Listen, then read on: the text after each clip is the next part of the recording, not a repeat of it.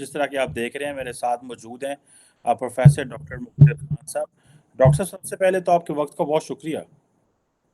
Thank you very much कमर साहब। Thank you. Doctor साहब, आज आपसे बड़ी इम्पोर्टेंट बात करनी है और वो बात करनी है कि मैं देख रहा था कि जो भारत की सरकार है वो ये कह रही है कि जो नॉन अलाइनमेंट की कभी पॉलिसी हुआ करती थी, हम उससे निकल के बिजनेस मॉडल में आना चाह रहे हैं। So we are getting into the make in India. तो आप इसको कैसे देखते हैं? क्या इसका जो ये क्या इज दिस लाइक कि वो चाइना मॉडल फॉलो कर रहे हैं कि पहले आपको इकोनॉमिकली ठीक करो, इकोनॉमिकली अपने आप को स्ट्रांग करो, अपनी बेस ठीक करो, दुनिया की डायरेक्शन अपनी तरफ बनाओ, and then that is the next way is कि आप अपने आप को फिर नॉन अलाइनमेंट से फिर आप वो साइड्स लेना शुरू कर देते हैं। So how do you see this, doctor Jaishankar and Indian government and prime minister मोदी's perspective on this? तो कल रात को आपके सुनने वालों को मेरा सलाम और गुड मॉर्निंग। कल रात को मैं इंडिया और न्यूजीलैंड के क्रिकेट मैच के इंतज़ार में रात के 4 बजे वेट कर रहा था, वो बारिश हो गई। तो जब आपकी टेक्स्ट आई तो मैं इसको थोड़ा रिसर्च कर रहा था, तो मैं ये साहब हैं, इनका नाम है श्याम सरन। तो ये ही used to be secretary of foreign affairs, यानी जो हाईएस्ट ब्यूरोक्रेट होता है फॉरेन अफेयर्स में, श्याम सरन साहब, बिफोर जयशंकर। सो इन्होंने किताब ली थी how India sees the world. तो इन्होंने एक बहुत अच्छा आर्टिकल लिखा था, 2012 की बात कर रहा हूँ। The year is important. 2012 में इन्होंने लिखा था कि India should move away from non alignment, और जो लफ्ज बाद में इस्तेमाल होने लगा, अकबर अहमद बल्कि एक फेमस जर्नलिस्ट है, उन्होंने भी लिखा, रमेश बाबू नाम के एक और एक स्कॉलर है इंडिया में, इन लोगों ने लिखा कि India is moving away from non alignment to multi alignment. तो बिल्कुल मिरर ऑपोजिट। तो जो नेहरू की जो पॉलिसी थी नॉन अलाइनमेंट की, that was to maintain equidistant from both superpowers, east और वेस्ट। तो उस जमाने में, जिस जमाने में नॉन अलाइनमेंट मूवमेंट पैदा हुआ और इंडिया की नॉन अलाइनमेंट की फॉरेन पॉलिसी डेवलप हुई, the west was primarily divided into north south, east west, sorry, east west, the west versus the communist world. लेकिन उसमें जो साउथ था, the south was forced to take sides, या तो वो America और waste की तरफ चले जाए, नेटो की तरफ, या वॉर्सो पैक्ट की तरफ चले जाए। तो उस जमाने में भी नॉर्थ साउथ का जो डिवाइड तो था ही, डीकॉलोनाइजेशन साउथ में चल रहा था, नियो इंपीरियलिज्म भी साउथ में ही चल रहा था। तो इंडिया का जो नॉन अलाइन मूवमेंट था टू मेंटेन इक्वी डिस्टेंस, और अब India wants to basically do the opposite. So India wants to have close relations with everybody, ये चक्कर है। तो इससे पहले भी हमने बात किया था कि अगले साल देखें आप, इंडिया में G20 भी हो रहा है और इंडिया में SCO भी हो रहा है। Both of them are there. SCO is clearly east west divide की नजर आती है। SCO में कोई वेस्टर्न कंट्रीज नहीं है, हालांकि इंडिया इज इनवाइटिंग, मेरे ख्याल से नेदरलैंड्स को इनवाइट किया है इंडिया ने among some prominent European countries. तो जब ईस्ट वेस्ट का डिवाइड होता है तो India is in the east. लेकिन क्वाड में भी है, जो Quad is essentially targeting the main member of SCO। तो in that sense India is trying to maintain this policy कि हम सबके साथ बिजनेस करेंगे, अमेरिका के साथ भी बिजनेस करेंगे, ईरान के साथ भी बिजनेस करेंगे, ईरान से भी ट्रेड करेंगे America. So this is a policy, and they are trying to say कि we have to go beyond this model of unipolar bipolar system, and we want the world to be a multipolar world, जिसमें India will also be one of the poles, और India will work for the Indian group, यानी India का भी एक global agenda है। So India is not working for America's global agenda, India is not working for China's global agenda या Russia, India is working for India's global agenda. So that is the ambitious. एक ये कह सकते हैं कि जैसा कि आपको याद है जब अमेरिका एक बहुत ही कमजोर मुल्क था तो उसने मनरो डॉक्ट्रिन अनाउंस कर दी थी, which was basically to say कि European powers should stay out of the western hemisphere. तो सारे के सारे मतलब कहने में आता कि किंग जॉर्ज इतना हंसे कि वो गिर गए थे अपनी कुर्सी पे से, हंस हंस के कि ये चेपे दी द शोरबा हमको धमकी दे रहा है, बिकॉज यूरोपियन सारे पावर्स अमेरिका से बहुत, but that was an aspiration ना, वो उनकी इंडिया अमेरिका की ग्रैंड स्ट्रैटेजी और ग्लोबल विजन था कि हम वेस्टर्न हेमिस्फीयर तो पूरी तरह से ना, और वो पिछले 100 150 साल से it's true. So India is also trying to advance this vision in saying कि भाई हमारा फायदा सबके साथ बिजनेस करने में है, हमारा फायदा सबके साथ अच्छे ताल्लुकात करने में, we want to export to everybody, we want to trade with everybody. और इंडिया की जो one of India's exports is human resources. तो वो चाहते हैं कि इंडिया के स्टूडेंट्स भी ईस्ट में भी पढ़े, वेस्ट में भी पढ़े। देखें यूक्रेन में तकरीबन 18,000 स्टूडेंट्स थे इंडिया के। किसी no one was going to pay attention, अगर ये जंग नहीं होती तो हमको पता भी नहीं चलता ना कि इतने हजारों से इंडियन स्टूडेंट्स थे वहाँ पर। तो इंडियन स्टूडेंट्स रशिया में भी पढ़ रहे हैं। मेरा एक अच्छा खासा फेसबुक फ्रेंड है जो पोलैंड में पढ़ रहा है, पीएचडी कर रहा है फ्रॉम इंडिया।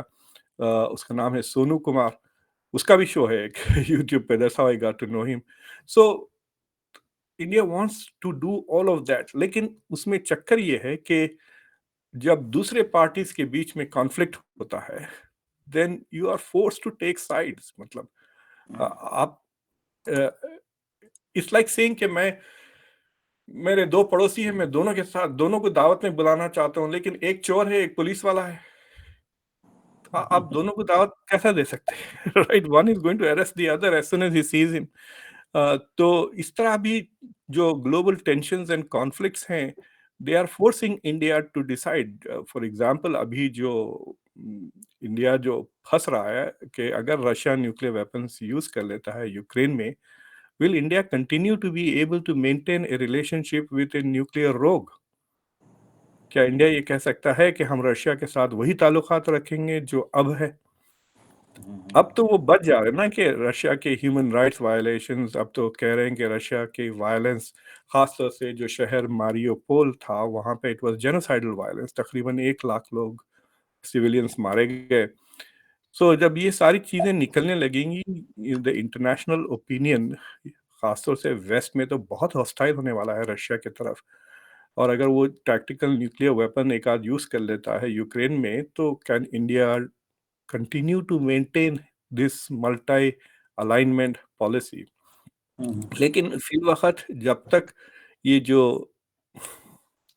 अमेरिका का रिलेटिव पावर कम और चाइना का रिलेटिव पावर ज्यादा होता रहा, ये जो सिस्टम में स्टेबिलिटी नहीं है ना, सिस्टम में यस। कॉन्टेस्टेशन है। तो जब भी चैलेंज आ जाता है सिस्टम में, तो सिस्टम लूज हो जाता है, तो दूसरे प्लेयरों को भी जगह मिल जाती है to to do things right.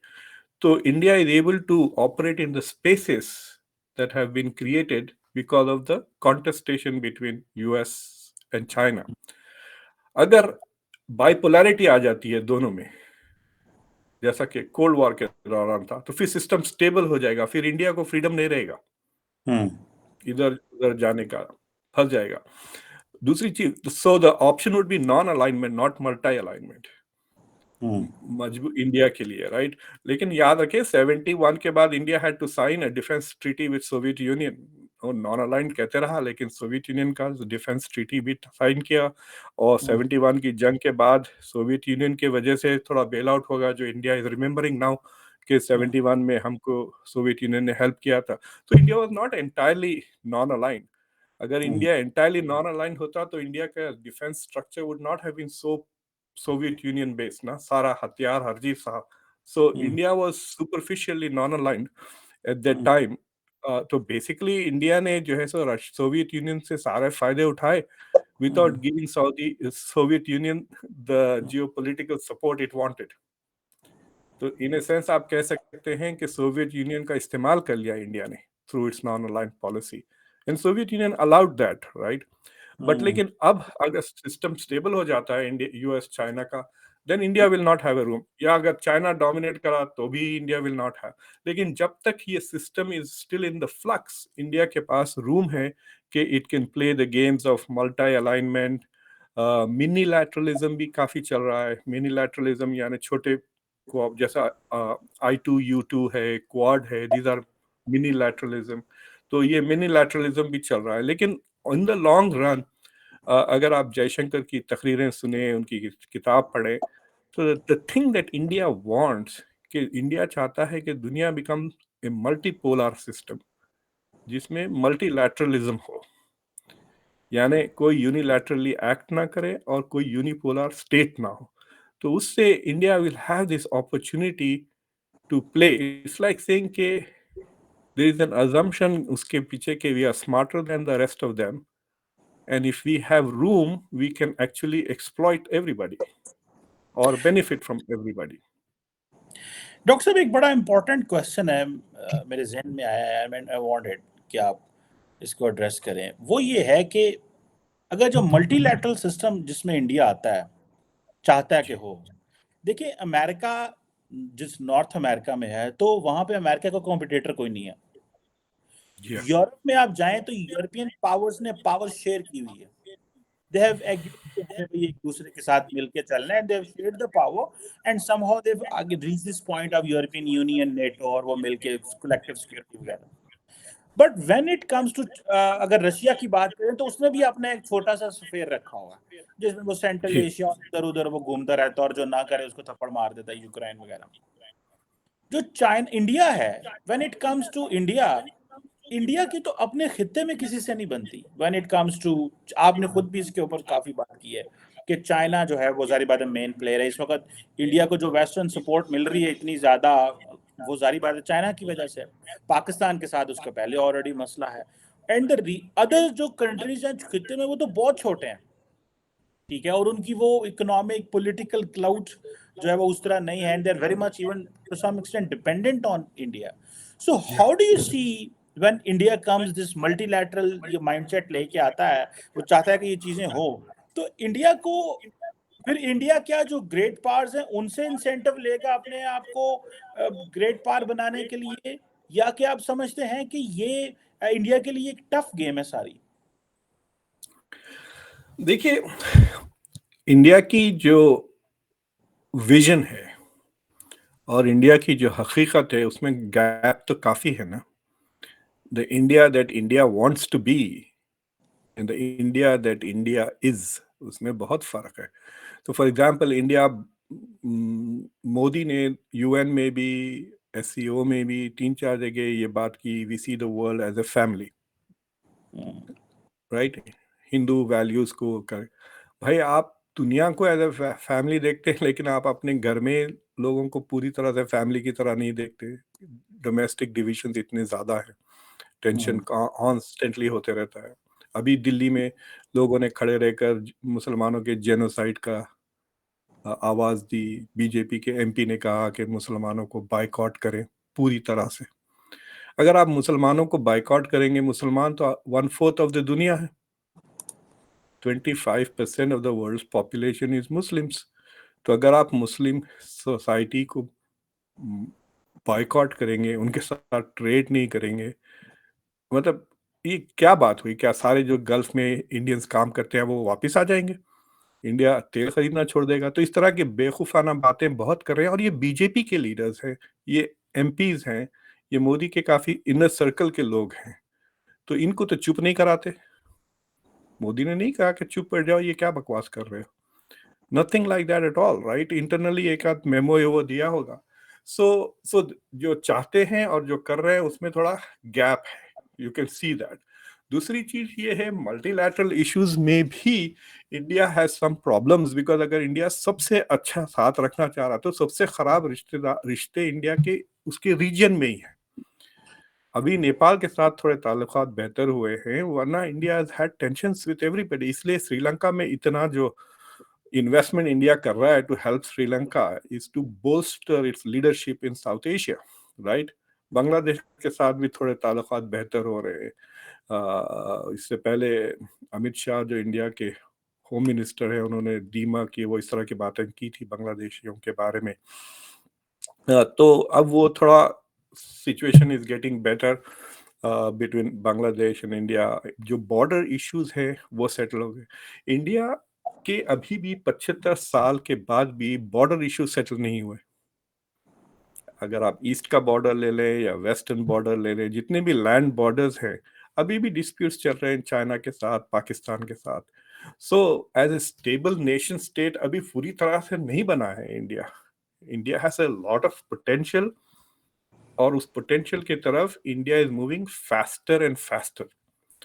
तो पिछले 10 साल में जो इंडिया का जो बोलबाला चल रहा है, partly because of rise of China and partly because India is moving faster towards its goal, but it has not reached its goal. ये तो तय है, इट हैज नॉट रीच, मतलब ये खुद जयशंकर अपनी किताब में लिखते हैं, there are other people commentators who are saying this frankly. अभी जो वायन की एक होस्टेस हैं जिनका नाम है पालकी शर्मा। शर्मा, यस। अ, हाँ, तो अगर आपके सुनने वाले जाके यूट्यूब पे ढूंढें तो उन्होंने एक बहुत ही अच्छा सेमिनार ऑर्गेनाइज करा on the future of India, और काफी 4-5 वेरी प्रोमिनेंट इंडियन थिंकर्स जिन्होंने इंडिया के फ्यूचर के बारे में किताब लिखी है। खुद ORF फाउंडेशन की तरफ से एक किताब छपी है कॉल इंडिया 2030। तो उसमें भी वो they are trying to envision India, and all of them are acknowledging कि इंडिया के पास विजन है, इंडिया के पास पोटेंशियल है, but we have still got work to do to get there. तो आप इंडिया को देख लें, इंडिया का जो इंटरनल सिचुएशन है डोमेस्टिक, उसको मजबूत और पीसफुल करना चाहिए। फिर इंडिया का जो रीजनल है, साउथ एशिया, वो भी टेंशन भरा पड़ा है। इंडिया की मजे तो इंटरनेशनल ये थर्ड लेवल पे आ रहा है ना, और ये थर्ड लेवल पे इसलिए आ रहा है कि यूएस उसको हमेशा साथ रख रहा है अपने साथ। तो जो यूएस के साथ जो यूं कहिए कि जो दोस्ती हो गई है, उसके वजह से India is enjoying a lot of attention at this sphere. लेकिन रीजनल साउथ एशिया और डोमेस्टिक में there are tensions, lack of security, lack of peace. बड़ी बड़ी बातें हो रही है इंडिया में, खतलोगार की सिविल वॉर की, इस तरह की बातें हो रही है। तो it is not very stable, हर चीज बदल रहा है, शहरों के नाम, ये नाम, वो नाम, नथिंग इज स्टेबल कि तेजी से एक तरफ बढ़े, राइट। डोमेस्टिक सिचुएशन की इंडिया की, yes, economy is growing, but there are other issues. अभी आपने देखा होगा पावर्टी की जो रिपोर्ट आई विच सेज कि इंडिया इज 107th। तो वो रिपोर्ट इज इंटरेस्टिंग, उसमें उससे दो चीजें साफ होती हैं कि एक कि इंडिया ने तेजी से गुर्बत खत्म कर दी है, पावर्टी खत्म हो गई है इंडिया में, लेकिन हंगर बढ़ रहा है। सो इट टेल्स यू कि देयर आर टू इंडियाज। एक इंडिया वो है जहां पे लोग भूखे मर रहे हैं, और एक इंडिया वो है जहां पे तरक्की हो रही है बड़ी तेजी से, इंडिया तेजी से मॉडर्नाइज हो रहा है। So there are lot of these issues. एक बार कह दें कि हम दुनिया में जाके टेक्नोलॉजी के बेसिस पे दुनिया को सिखाएंगे, फिर देन दूसरी तरफ लोग कह रहे हैं कि अंग्रेजी छोड़ो हिंदी पढ़ो, तो क्या हिंदी में प्रोग्रामिंग करेंगे? So there are all of these थोड़े कॉन्ट्रडिक्शंस पैदा हो रहे हैं, और उसको डोमेस्टिकली भी और इंटरनेशनली भी मैनेज करना चाहिए। मेरा ये ख्याल है कि, ये मेरा जाती ख्याल है, this is not Indian government या अमेरिकन गवर्नमेंट, मेरा ये जाती ख्याल है कि the west is a very powerful player. West में बहुत अच्छाइयाँ हैं, डेमोक्रेसी है, लिबरलिज्म वैसा है, लेकिन वेस्ट में एक दो बीमारियां भी है, जिसमें रेसिज्म है बहुत बड़ी बीमारी। और हालांकि देखें आप, मैं आपको खुलेआम कहता हूँ, मुझे अमेरिका में जितनी इज्जत मिली है कई दुनिया में कहीं नहीं मिली। मैं हर मुल्क में, मुझ में कोई ना कोई मुझ में ऐब देखता है, अरे तुम मुसलमान हो, यहाँ पे इंडियंस जो मेरे शोज देखते हैं आके मुझे गाली देते हैं, इतना पढ़ लिया तुम अभी भी मदरसा छाप, इस तरह। ऐसा अमेरिकन ने, किसी ने मेरे साथ इस तरह से बदतमीजी से, मैंने प्रेसिडेंट से मिली है, मैंने सेनेट्स में बातें की हैं, बड़े बड़े यूनिवर्सिटीज में, किसी ने कभी भी पिछले 30 साल में ऐसे जाहिलों की तरह, बदतमीजियों की तरह मुझसे नहीं बात की। मिडल ईस्ट में भी जाता हूँ तो फिर वहां पे तो रैंकिंग है साफ खत, सऊदी अरब से अगर आप हैं तो आपका दर्जा है वो इंडिया, मुसलमानों का भी कास्ट सिस्टम है ना, या साउथ एशियन जरा नीचे आ जाते हैं, उसमें भी साउथ एशियंस में भी कास्ट सिस्टम है, राइट। बांग्लादेशी को नीचे डाल देते हैं मिडल ईस्ट में। तो ये कास्ट सिस्टम का मुझे एक्सपीरियंस मिडल ईस्ट में भी हुआ। So what I am trying to say is के ओपननेस है वेस्ट में, लेकिन रेसिज्म भी है। तो अगर आप देख सकते हैं जिस तरह आसानी से हमने अफगानिस्तान को छोड़ दिया, लेकिन जितना तड़प तड़प के यूक्रेन को हेल्प कर रहे हैं, उससे आपको नजर आ जाता है कि जियोपॉलिटिक्स में भी रेस का एक दखल है। तो India will always be an eastern power, आप कितना भी वेस्ट के साथ अलाइन कर लें, ठीक है। जापान तो अपनी थोड़ी खुददारी मार चुका है, जापान इतना खौफजदा है चाइना से, इसलिए वो वेस्ट में इतना घुसा हुआ है ताकि उसको चाइना से बचा लें। और जापान ने चाइना में बहुत ह्यूमन राइट्स वायलेशंस किए हैं पिछली सेंचुरी में। भाई उन्होंने उन्होंने खा लिया है, मतलब उन्होंने दे एट चाइनीज लोगों को, उनको पकाकर खाया है उन्होंने, कैनिबलिज्म का किया है जापानीज ने। साउथ कोरिया की औरतों के साथ जो तमाशे किए उन्होंने, कंफर्ट वुमेन वगैरह बना। तो जापान ने जो क्राइम्स किए हैं पास, उसकी वजह से वो डरा हुआ है चाइना से, इसलिए वो वेस्ट के साथ चिपका हुआ है, अमेरिका मुझे बचा ले। लेकिन इंडिया को ऐसा कोई जरूरत नहीं है इतनी ज्यादा अमेरिका की प्रोटेक्शन की, राइट। सो इंडिया के लिए in the long run, I think by long run I mean 30-40 years से भी ज्यादा की विंडो में, इट इज बेटर कि इंडिया चाइना से सुलह कर ले और चाइना के साथ मिलकर जुगलबंदी करे, then it will be much more stable and more organic than the west के साथ। हालांकि मैं अमेरिकन हूँ, इसके बावजूद मैं ये कह रहा हूँ कि अमेरिका के लिए, इंडिया के लिए the partnership with China is more critical than partnership with America, because America में चेंज हो सकता है डोमेस्टिक पॉलिटिक्स के ऊपर, और इंडियन डायस्पोरा इतना मजबूत है अमेरिका में कि India can afford to have impact inside America. But China में ऐसी कोई चीज नहीं है, तो चाइना के साथ एक्सटर्नल रिलेशंस ही इंपॉर्टेंट है, and India has to improve that. लेकिन डॉक्टर साहब, एक आखिरी सवाल मैं आपसे करना चाहता हूँ और वो ये है, आप नहीं समझते कि अगर इंडिया और चाइना जो है वो, जो आपने कहा, जुगलबंदी कर लें, तो the Chinese will try to make India और will make India junior partner in the region, the way Pakistan और इंडिया की आपस में नहीं बन रही, because Indians want to have us a junior partner, हम वो उस चीज को एक्सेप्ट करें। तो आप इसको कैसे देखेंगे?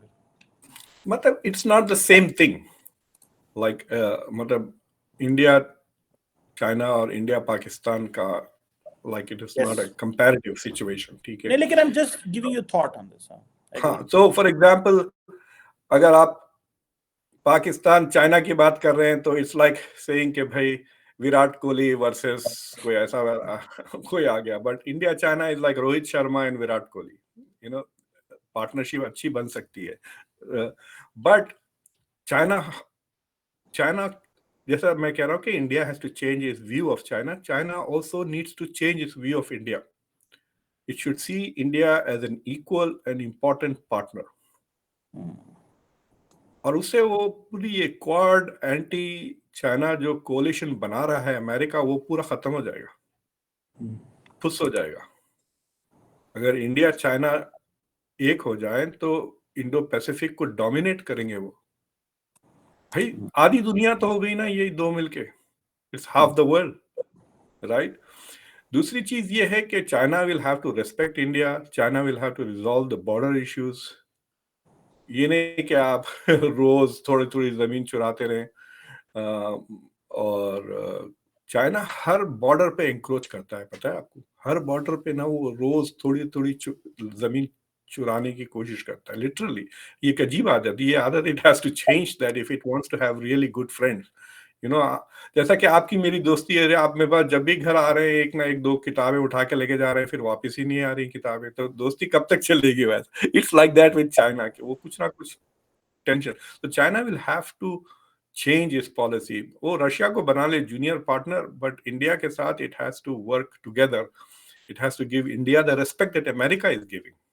जो रेस्पेक्ट अमेरिका दे रहा है, China has to give the same respect to India, और रिकग्नाइज के भाई हमारे जो मसाइल है पहले उसको रिजॉल्व कर ले। Next 4-5 years I think this should be the number 1 agenda of India China relations के, बॉर्डर डिस्प्यूट्स को खत्म करें।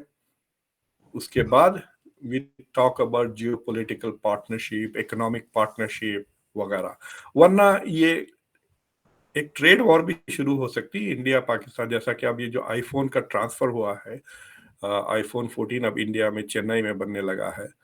अगर ये ट्रेड वॉर शुरू हो गया तो it will hurt China definitely. And does India want to get into a trade war like situation? India के लिए potential बहुत है investments का चाइना से, already काफी हो चुका था पहले in the past। 2018 से पहले अगर आप देखें तो Chinese were quite investing in India's domestic market, manufacturing में भी। So I think that is the better partnership। तो autonomous रह सकता है इंडिया। यूएस के साथ India can never be an equal partner, ये याद रख लें आप। आप जब कह रहे थे कि Europe is not independent of the US.